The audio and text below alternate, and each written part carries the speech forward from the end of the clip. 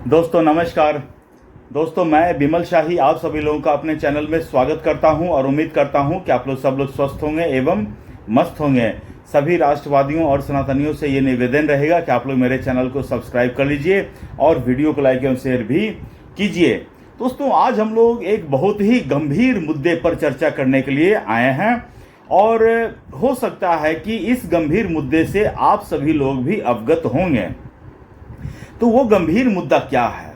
वो गंभीर मुद्दा है ठेकेदारों और अफसरों के बीच में जो एक भागीदारी है और जिसकी वजह से करप्शन हो रहा है और ठेकेदार जो है लो क्वालिटी का काम करके दे रहे हैं, इसके बारे में हम लोग चर्चा करेंगे।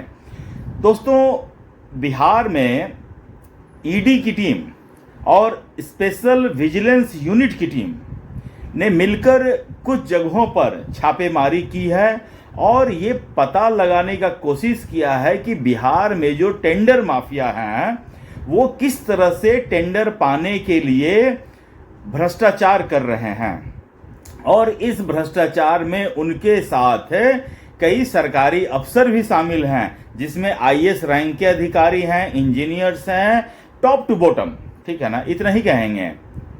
उनकी मिली भगत सामने आया है और एक ठेकेदार ऋषु श्री का भी नाम इसमें शामिल आया है और ऋषु श्री के जितने भी कंपनीज हैं, कुछ ओरिजिनल कंपनीज हैं और कुछ सेल कंपनीज हैं, उन सभी कंपनियों के थ्रू बड़े बड़े टेंडर को प्रोसेस किया गया है और अधिकारियों को फायदा पहुंचाया गया है। कुछ अधिकारी के नाम जो सामने आए हैं वो आईएएस रैंक के अधिकारी हैं और इन लोगों को बकायदा रिश्वत के तौर पर फॉरेन ट्रिप्स, पूरे घर का इंटीरियर, महंगे महंगे आईफोन्स और आम के सीजन में आम भी मिलते हैं। ये इनका कोडवर्ड है। आगे चलकर हम बताएंगे कि ये आम मिलने का क्या सिस्टम होता है। तो इस पूरे मामले में मुझे लगता है कि ये आधा ही खेल है, ये पर्दे के पीछे का आधा खेल है और आधा खेल जो है वो अभी भी छिपा कर रखा गया है। दोस्तों वो आधा खेल है राजनेताओं की मिली भगत। बिना राजनेताओं की मिली भगत से ये पूरा जो गोरख धंधा है ये पॉसिबल ही नहीं है। और जो अभी जिन दो आईएएस अधिकारियों के ऊपर जो गाज गिरी है उनके नाम जो हैं क्रमशः, एक है योगेश कुमार सागर और दूसरा है अभिलाषा कुमारी शर्मा।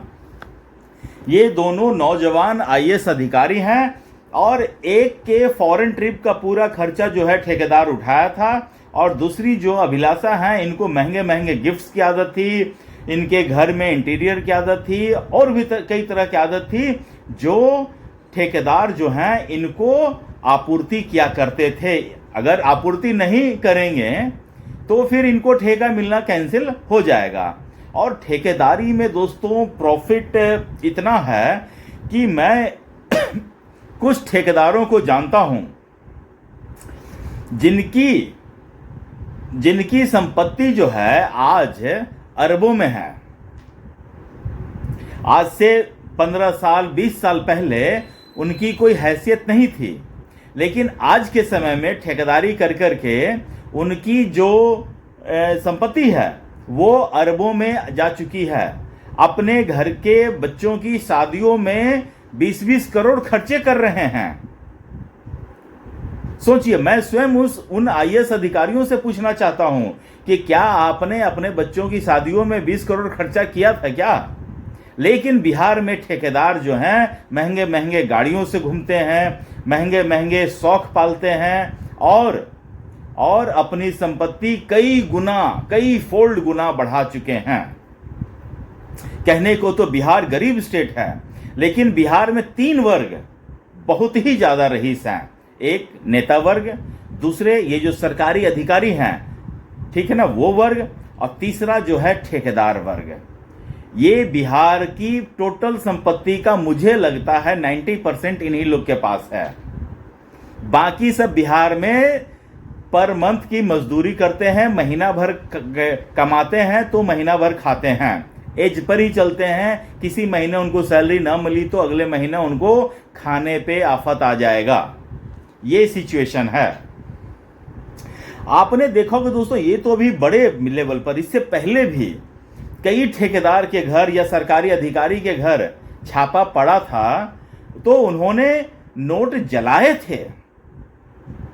समझ रहे हैं ना, नोट जलाए थे और उनके पास कई फ्लैट, कई घर, कई एकड़ की संपत्ति और कैश, ज्वेलरी, हर चीज उनके पास था। मतलब कि आय से ज्यादा आमदनी करना इन अफसरों की आदत पड़ चुकी है। और ठेकेदार जो हैं, इन्हीं ऐसे ही भ्रष्ट अफसरों के साथ इनकी जुगलबंदी होती है और इनको ठेका मिलता है। ठेका मिलने का भी दोस्तों एक प्रोसेस होता है। एक कंपनी तो जो ओरिजिनल है, जो ठेका के लिए अप्लाई करते हैं, टेंडर के लिए अप्लाई करते हैं, सारे डॉक्यूमेंट्स भरते हैं, इनके साथ साथ ये इतने गोपनीय होते हैं, लेकिन दिखाना होता है कि सिर्फ एक ही कंपनी ने अप्लाई नहीं किया था। तो सेल कंपनीज के थ्रू 5 और टेंडर अप्लाई किए जाते हैं। ये चीज मुझे आज समझ में आ रहा है दोस्तों। बात उस समय की है जब हम कॉलेज में पढ़ते थे। तो उस समय एक हमारे दोस्त किसी टेंडर के लिए, सरकारी टेंडर के लिए किसी सरकारी अधिकारी से मिलने के लिए जा रहे थे, टेंडर का प्रोसेस में सबमिट करने के लिए जा रहे थे। तो उन्होंने मुझे फ़ोन किया, मेरे दोस्त ने फ़ोन किया। हम लोग कॉलेज में पढ़ते थे और तैयारी भी करते थे। तो उनकी जॉब लग गई थी पहले, हमारी जॉब लगी नहीं थी। तो उन्होंने हमें फ़ोन किया कि आज हमें चलना है यहाँ, क्या हमारे साथ चलोगे? तो हमें लगा कि कार में जाना है, कार से आना है, रास्ते में अच्छा अच्छा खाना मिलेगा, कोल्ड ड्रिंक मिलेगा, ये सब चीज़ें हमें मिल जाएगा। तो हम लोगों ने कहेंगे चलो भाई, हम लोग तो बेरोजगार थे ही, चल पड़ते थे। तो जब हम उसके साथ गए, उसके ऑफिस में गए, उसके बाद हम लोग वहाँ से निकलना था। तो उन लोगों ने, हम जितने दोस्तों थे अलग अलग, सबको एक एक फाइल पकड़ाया। उन्होंने कहा कि देखो हम लोग एक टेंडर सबमिट करने जा रहे हैं, तो जो ओरिजिनल कंपनी है जिसका टेंडर मैं लेके जा रहा हूं, और बाकी तुम लोग भी एक एक कंपनी का टेंडर वहां पर सबमिट करोगे। तो तब उस समय मुझे ये सारा खेल समझ में आया कि किस तरह डमी टेंडर भी अप्लाई करवाया जाता है। और हम लोग बाकायदा गए, एक कंपनी का रिप्रेजेंटेटिव बनकर गए, वो सेल कंपनी थी, उसका टेंडर हम लोगों ने सबमिट किया। और उसमें जो प्राइस लिखा हुआ था, हमें तो इतना समझ में आता नहीं था उस समय, जो प्राइस लिखा हुआ था ऑब्वियस ही उस टेंडर से ज्यादा ही लिखा हुआ होगा, ताकि जितने भी टेंडर सबमिट होते हैं, जो सबसे कम बिड वाले होते हैं उनको मिलता है। लेकिन दोस्तों, जो सबसे कम बिड वाला भी होता है ना, वो सबसे ज्यादा होता है, क्योंकि बाकी डमी वाले जो हैं वो इतना भर देते हैं, इतना हाइप रखते हैं कि उससे कम वाले को मिल जाता है। तो ये सारा प्रोसेस जो है बिहार में भी चल रहा है, बड़े पैमाने पर चल रहा है। तभी तो देखिए बिहार में क्वालिटी ऑफ वर्क क्या होता है। कितने आपने देखे होंगे बने बनाए पुल भर भरा कर गिर जाते हैं, लगता है कि सीमेंट बालू की जगह सिर्फ और सिर्फ मिट्टी से बना दिया गया हो। मैंने मनीष कश्यप का कई वीडियोस देखे हैं कि 15-15 साल से एक रोड बन नहीं रहा है और उस पर काम चल रहा है। How it is possible?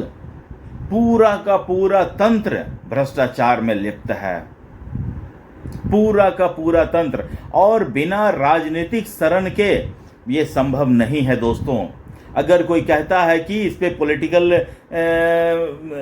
Involvement नहीं है, तो मैं कम से कम वो आखिरी व्यक्ति होऊंगा जो मानूंगा। बिना पॉलिटिकल इन्वॉल्वमेंट का this level of corruption is not possible at all. आप इस बात को समझिए। तो मैंने कई दोस्तों से सुना है कि जो ये आईएएस अधिकारी होते हैं या फिर जो इंजीनियर्स होते हैं, उन लोगों ने अब कैश एक्सेप्ट करना बंद कर दिया है। उन्हें अब कैश नहीं चाहिए। मुझे जहां तक जानकारी मिली है कि वो लोग सोने के बिस्किट चाहते हैं। अब सोने के बिस्किट में डील होते हैं, सोने के ईंट, 1-1 किलो वाली ईंट उनको दी जाती है एज ए गिफ्ट। और फॉरेन ट्रिप्स तो होते ही हैं। और आम आजकल खाने का, आम का सीजन है, तो अब आजकल कोड वर्ड में आम मांगते हैं कि हमें आईफोन तो ठीक है, अब हमें 5 किलो आम भेज दीजिए। तो जब आईएएस कोई 5 किलो आम मांगते हैं, तो ऋषि सूरी जो है 5 लाख रुपया भी उनको पहुंचा देते हैं। ताकि छोटे मोटे वो अपना खर्चा चला सकें। तो इस लेवल का भ्रष्टाचार जो है सरकारी तंत्र और जो टेंडर माफिया हैं वो चला रहे हैं। और इसमें सिर्फ ये दो पकड़ा है अभी, लेकिन अगर ईडी वाले जो हैं सही से जांच करें तो मैं कह रहा हूं कि अभी पूरा का पूरा जो टेंडर सिस्टम है, टेंडर सिस्टम में क्या होता है, टेंडर अप्लाई करना, रेट पता करना, डमी कंपनीज के थ्रू और भी डमी कंपनीज को भी अप्लाई करवाना, फिर टेंडर के प्रोसेस में हेरफेर करना और इलीगल तरीके से टेंडर को लेना। तो ये पूरे सिस्टम की अगर इंक्वायरी सही से की जाए तो बहुत सारे अफसर जांच के घेरे में आएंगे और बहुत सारे ठेकेदार भी जांच के घेरे में आएंगे। और यही तो वजह है बिहार में, मतलब कि ठेकेदार कमा रहे हैं, जो आईएएस अधिकारी हैं उनके थ्रू काम जा रहा है, नेता काम ला रहे हैं, लेकिन बिहार में ये दिख नहीं रहा है होते हुए। समझ रहे हैं ना, बिहार में ये विजिबिलिटी नहीं आ रही है। ये सिर्फ भ्रष्टाचार के कारण है। और इस लेवल पर जब भ्रष्टाचार होता है तो बहुत मुश्किल है दोस्तों विजिबिलिटी ला पाना डेवलपमेंट की। वरना और सब स्टेट डेवलप कर रहे हैं, बट बिहार क्यों नहीं कर रहा है? क्योंकि यहाँ करप्शन बहुत ज़्यादा है।